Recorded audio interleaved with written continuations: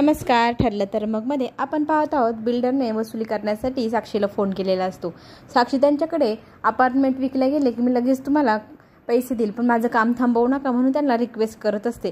पण ते म्हणतात तू कुठून पैसे देणार, तुझा बाप तर बसलाय जेलमध्ये जाऊन, मला तरी वाटत नाही तू काही करू शकते, पैसे आणू शकते, मी हे काम बंद पाडणार आहे. आता साक्षीला खूप चीड आलेली असते अर्जुनची, त्याच्यामुळेच हे सगळं घडतंय म्हणून ती बदला घेण्याचा विचार करत आहे. इकडे अर्जुन विचार करत असतो, दुपारी जे वेळ घालवला सायलीसोबत किती छान होता, आईस्क्रीम खाल्ली, पावभाजी खाल्ली, सगळं काही त्याला ते आठवत असतं आणि तो आनंदी हसत असतो.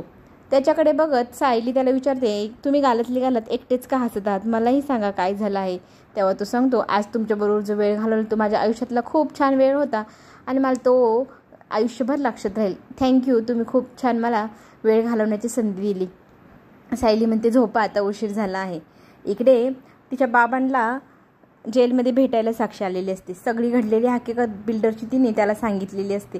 काय करावं तिला सुचत नसतं आणि पार्टीमध्ये रियुनियनच्या काय घडलं तेही सांगते. तेव्हा अण्णा तिला म्हणतात, तू सुभेदारांच्या घरी गेली आणि मला कळवलंही नाही. तेव्हा ती म्हणते, कधी सांगू, कसं सांगू, आणि तिथे घडलेली सगळी गोष्ट सांगितल्यावर ते म्हणतात, गाफील राहू नको, आता चैतन्य आपल्या हातातून सुटलेला आपल्याला परवडणार नाही, तू त्याला कायमचं बांधून टाक. ती म्हणते, म्हणजे काय. तेव्हा बाबा तिला सांगतात, त्याच्याशी लग्न कर. मग ते म्हणतात, लग्न नसेल काय तर थोड्या दिवस साखरपुडा कर, मित्राचा नवरा झाला की तो आपल्यासाठी खूप खंबीरपणे पाठीशी उभा राहतो, तुलाही तो खूप मदत करेल. तेव्हा ती म्हणते, ब्रिलियंट आयडिया बाबा, मी असंच करते.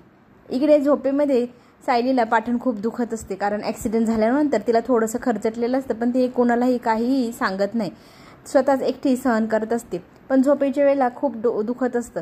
अर्जुन बघतो की ही काय करत आहे, तिचा हात पोचत नसतो त्या जखमेला मलम लावण्यासाठी. मग अर्जुन तिला तो मलम लावून देतो आणि तिला सांगतो की तुम्ही आता आराम करा. तिच्यासाठी एक गोळीही देतो, गोळी खाल्लं की तुम्हाला लवकर बरं वाटेल.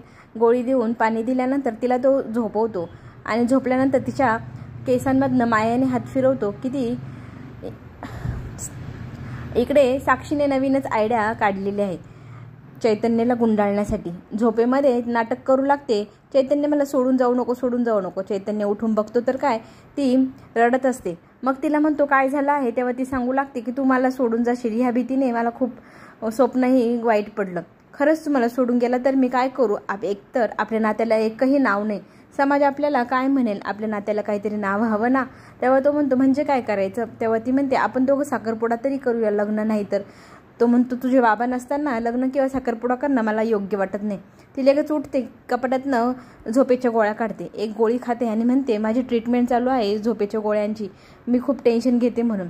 तेव्हा चैतन्य म्हणतो, ठीक आहे, आपण दोघं आता साखरपुडा करूया आणि कुणी आशीर्वाद देवो ना देवो, पण आपण साखरपुडा करायचा म्हणजे करायचा. सुभेदारांशी बोलण्यासाठी दुसऱ्या दिवशी तो सकाळी सकाळी जातो. त्याला बघून सगळे घरातले म्हणतात, अरे वा, एवढ्या सकाळी आलायस, चल ये नाश्ता करायला बस. अन्नपूर्णा आजीही त्याला सांगते. तेव्हा तो म्हणतो, नाही, मी थोडाच वेळ इथे आलो आहे, जास्त वेळ थांबायचं नाही. मी इथे सांगायला आलेलो आहे का आता मी माझ्या आयुष्याची नवीन सुरुवात करत आहे, साक्षीसोबत मी साखरपुडा करत आहे. माझी विनंती आहे की तुम्ही माझ्या साखरपुड्याला यावा. त्याच्या साखरपुड्याची गोष्ट ऐकल्यानंतर सगळेजण शॉक झालेले आहेत. पुढे अर्जुन आणि सायली ह्या साखरपुडा मोडण्याच्या प्रयत्नात काय काय करतात हे पाहणं खूपच रंजक ठरणार. ते पाहण्यासाठी आपण पुन्हा भेटूया. त्याच्यासाठी माझ्या लवली स्वरा चॅनलला तुम्ही नक्की सबस्क्राईब करा, म्हणजे नवनवीन व्हिडिओ तुमच्यापर्यंत सबस्क्राईब केल्यामुळे लवकर पोचेल. धन्यवाद.